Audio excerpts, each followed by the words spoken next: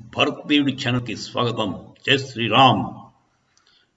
Israel United నేషన్స్కి ఒక విచిత్రమైన complaint వచ్చిందండి. యాక్చువల్గా చాలా భయంకరమైన సంఘటన జరిగింది, దాని మీద కంప్లైంట్ ఇచ్చింది. యుఎన్ఆర్డబ్ల్యూఏ అంటే రిలీఫ్ వర్క్ చేస్తారంటాడు. యుఎన్ తాలూకు, యునైటెడ్ నేషన్స్ తాలూకు relief work, RW relief work చేసేవాళ్ళు అక్టోబర్ 7th అటాక్లో ఉన్నారంట. 12 మంది, దాంట్లో కొంతమంది 12 మంది పేర్లు బయటకు వచ్చాయి. దాంట్లో కొంతమంది యాక్చువల్గా అటాక్లో పాల్గొన్నారట, అలాంగ్ విత్ టెర్రరిస్ట్. ఇది ఎక్కడైనా విన్నారు మీరు? రిలీఫ్ వర్క్ చేసేవాళ్ళు అంటే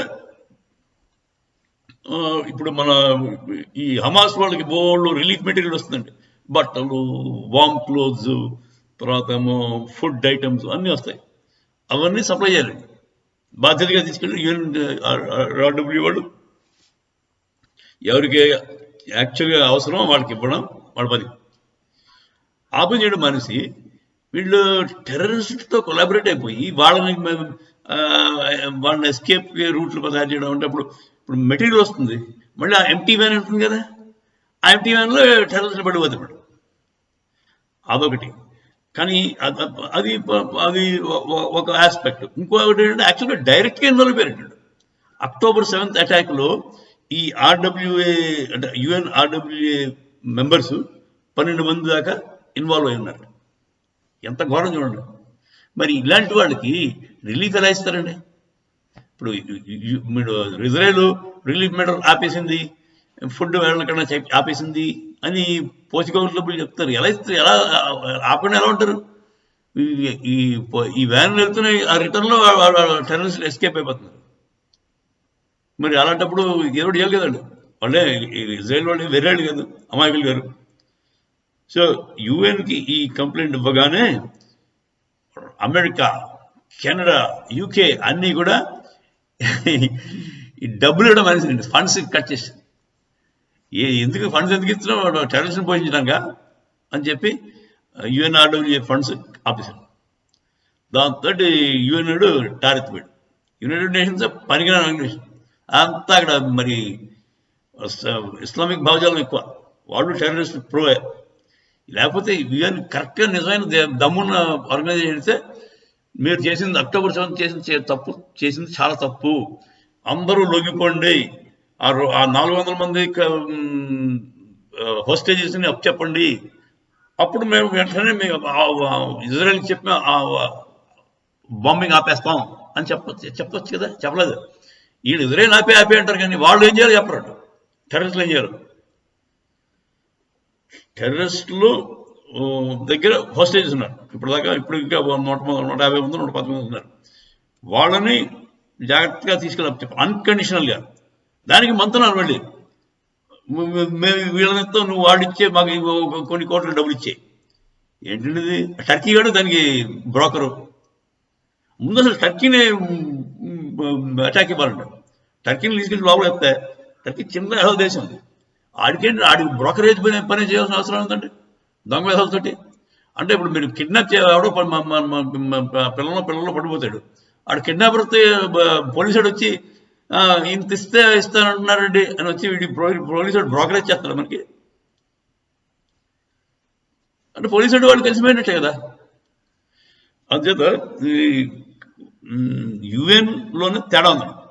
వాడు నిజంగా దమ్మున్న ఆర్గనైజేషన్, న్యాయం చేసే ఆర్గనైజేషన్ అయితే ఏం చెప్పాలి? అక్టోబర్ 7th చాలా ఘోరం జరిగింది. మీరు సక్రమంగా అందరూ లొంగిపోండి, ఆ తప్పు చేసిన వాళ్ళందరూ లొంగిపోండి. తర్వాత ఆ హోస్టేజెస్ని అన్కండిషనల్గా ఇచ్చేయండి. అంతేగాని మీరు వాడిస్తే మేము ఇస్తాం ఇదేంటి బేరాలు, అది అలవాటైపోతుంది. అన్కండిషనల్గా హోస్టేజ్ ఇచ్చేయండి, తర్వాత మీరు సరెండర్ అయిపోండి. అలా అయితే నేను బాంబింగ్ ఆపేమని ఇప్పుడే చెప్పాలి. అంతేగాని మీరు మీరు ఆపేయండి, సీజ్ఫైర్ చేయండి. ఇజ్రాయెల్ ఒత్తిడి చేయడం తప్పు, అది ఫులిష్నెస్ నా ఉద్దేశం. మీరంతా ఉంటారు. న్యాయం అయితే ఇది నా అంచనా. ఇప్పుడు చేసిన తప్పు ఎవరు? ఫస్ట్ అక్టోబర్ 7th చాలా భయంకరమైన ఘాతకం చేశారు హమాస్ వాళ్ళు. సో వాళ్ళందరూ కూడా తప్పు చేసిన వాళ్ళందరూ లొంగిపోవాలి. తప్పు చేసిన వాళ్ళంతా లొంగి వాళ్ళు ఆ హోస్టేజ్ని అప్పచెప్పాలి సెక్యూర్గా, అన్కండిషనల్గా, బేరాలు పెట్టకండి.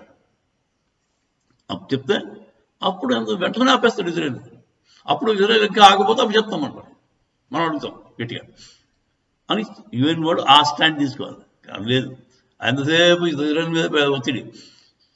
సో ఇప్పుడు ఈ ఈ యాంగిల్ తీసుకొచ్చాడు ఇజ్రాయెల్ వాడు. చాలా మంచిది, ఇది కరెక్ట్ అండి. అంతా దొంగలన్నాడు. ఈ హమాస్ వాళ్ళలో సగం మంది యుఎన్లో చేరిపారు. యుఎన్ ఆర్డబ్ల్యూ రిలీఫ్ వర్క్ వాళ్ళు. సో ఈ రిలీఫ్ వర్క్ పేరుతో చక్కగా వాళ్ళు పారిపోతారు. డ్రెస్సులు మార్చుకుని వెళ్ళిపోతారేమో అట్లా. సరే, ఇప్పుడు రిలీఫ్ వర్క్ వాళ్ళు యూనిఫామ్లో 4 వేసుకుంటే వెళ్ళిపోవచ్చు. సింపుల్. ఎవడు తెలుస్తుంది వాడు యూఎన్ వాడో టెర్రరిస్ట్ మనకు తెలియదు. సో దానికి సహకరించారు. వాళ్ళందరినీ కూడా సస్పెండ్ చేశారు. తర్వాత వాళ్ళు డబ్బులు ఆపేశారు, ఫండింగ్ ఆపేశారు. ఎవరు అగ్రదేశాలన్నీ కూడా ఫండింగ్ ఆపేశారు. వాళ్ళు ఇచ్చే డబ్బులు తిని వీళ్ళ మీదకే వస్తే ఎంత అసహ్యంగా ఉందండి. ఈ ఇస్లామిస్టులకి అర్థం కాదు వాళ్ళకి. ఆ మాత్రం అన్నిటికీ చిన్న చిన్న వాటికి హరాము, ఇది హరాము, హలాలు ఒక్క చెప్తారు కదా. ఇది హరాం కాదా? నువ్వు డబ్బేమో అడిగి తీసుకుంటావు, మళ్ళీ ఆడనే అటాక్ ఇస్తావు. ఇప్పుడు ఇజ్రాయెల్ మీద పడి బతికేది ఇల్లు హమాసు పాలస్తీన్స్. వాడికి బతకడం ఎలా నేర్పించింది ఇజ్రాయెల్ వాడే. వాడి మీద అటాక్ ఇస్తాడు. అంటే అన్నం పెట్టని చేయి నరికిన ఎదవలేడు. సో వీళ్ళు మనకి ఇది హరాము, అది హలాలు, బొక్క బోషాను చెప్తారు. సరే, అదండి. సో బేసిక్గా ఈ ఒక్కొక్కటి దొరుకుతుంది. వీళ్ళ వీళ్ళ వీళ్ళ డబుల్ స్టాండర్డ్స్, వాళ్ళ పైకి చెప్పేదోటి లోపల ఉండేది. ఇప్పుడు అంతా అరాచకం జరిగిపోతుంది. ఇజ్రాయెల్ ఏదో ఏంటి జెనిసైడ్ చేసేస్తుంది అని అంటారు. వాళ్ళు చేసింది ఏంటి? వాళ్ళు చేసింది అదేదో సన్మానమా ఇజ్రాయెల్కి? అక్టోబర్ 7th జరిగింది ఏంటండి అది? వాళ్ళు ఓపెన్గా చెప్తారండి సాహిబులు, మేము యువతులను వాళ్ళు లేకుండా చేస్తాం అంటే అదే genocide. That is called genocide. ఒక జాతిని నిర్మూలన చేస్తామంటే అది జెనోసైడ్. మన స్టాలిన్ గారు అన్నాడు కదా, సనాతన ధర్మాన్ని నిర్మూలిస్తారని. అది దట్ ఈస్ జెనోసైడ్. ఆ భావజాలం తప్పు. అది ఉన్నంతకాలం ఇజ్రాయెల్ వాడికి అధికారం ఉంది. వాడు రక్షించుకునే అధికారం వాడికి ఉంది. ఆ రక్షించుకునే ప్రాసెస్లో మరి కొలాటరల్ డ్యామేజ్ ఉంటుంది. పిల్లలు వాడు పిల్లల్ని అడ్డు పెట్టుకుని హాస్పిటల్లో దాక్కుంటే పోతాయి, అన్నీ పోతాయి. అదండి. మీ అభిప్రాయం చెప్పండి కామెంట్స్ రూపంలో. నేను చెప్పేది రైట్ అనుకుంటున్నారా, లేకపోతే కొంచెం ఎక్స్ట్రా అయిపోయింది అనుకుంటున్నారా? చేస్తున్నాం.